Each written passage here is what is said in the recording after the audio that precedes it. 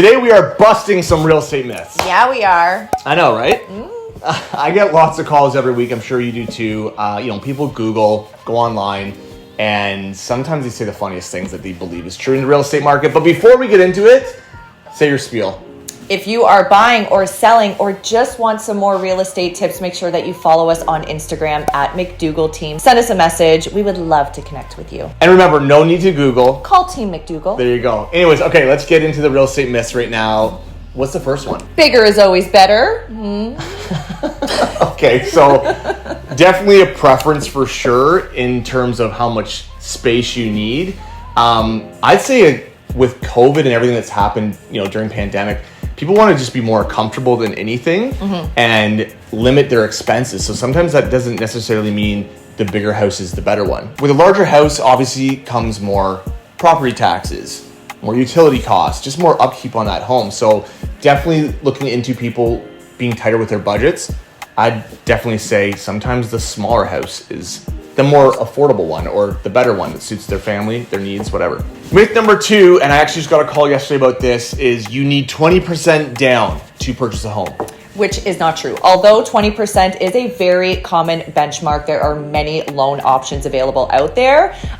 Even more specifically, an FHA loan, which is an insured mortgage. These you can get anytime, less than 20%, just talk to a mortgage broker. Yeah, and I say if you're an investor as well, you might not be looking at putting 20% down. There's lots of options out there. I will say though, it's really important to have more equity in your home. If you're putting only 5 or 10% down, when you go to leverage that loan, in the future, you might not have as much leverage as if obviously you put more down. So again, just talk to your mortgage broker, find out what's more comfortable for you. Sometimes you just want to get in the market, and if you only have the 5 or 10%, it might be the best decision, depending on the market, to just jump in.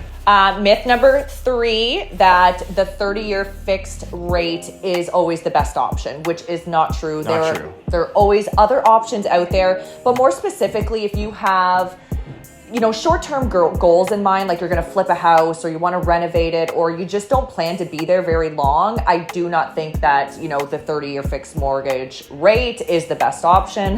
Yeah, you want to make sure that you don't pay huge penalties if you choose to jump out of that property.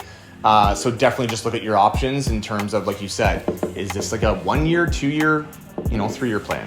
Myth number 4, that you should always buy the worst house on one of the best streets. Love this one. There's definitely some truth to this, but it can also be a false statement. I'd say the margins aren't that big on this. With the cost of renovating, labor, you can be actually really tight into making profit. And I've seen it before where, like you've talked about before, sometimes people start being a little too personal with their renovating, putting way too much money into the home as well. So this is definitely more of a business decision. Make sure you know all your numbers before you just jump right into a project like that. And I think, again, you should also think about what those long-term goals are. If you plan on being there for 20 years, then you know what, it probably doesn't matter. Go nuts. Like Michael said, you'll be there for a while. But if you don't plan to be there for a long time, you really need to figure out what type of market are we in as well, and where is that market going, to make sure that everything makes sense at the end of the day. Myth number 5, real estate agents' fees are free.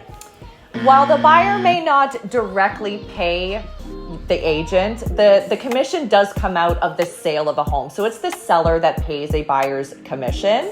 Correct. We're not billing our buyers for the work we do representing them. We get paid from the sellers, but the portion that does come out of the sale price of the home. Right. So also keep in mind, if you are somebody who will be buying and selling, know that you will have to pay commissions at one point, but it will only be on your sale, not on your purchase. We're like in a mirror there. Uh-huh. Last myth. I know we said we're gonna do 5, but let's put a bonus one in there.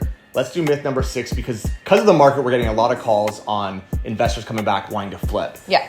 I would say that this is, again, a business decision.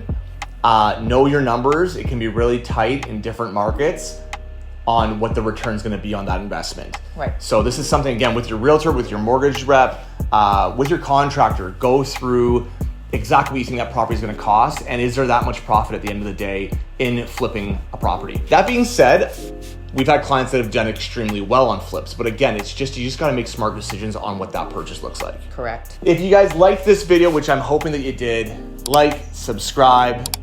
Is there anything else? That's it. Share it. Maybe share it. Share it. We love sharing. Kasha's going to do an awesome job editing this. Till next time, bye-bye.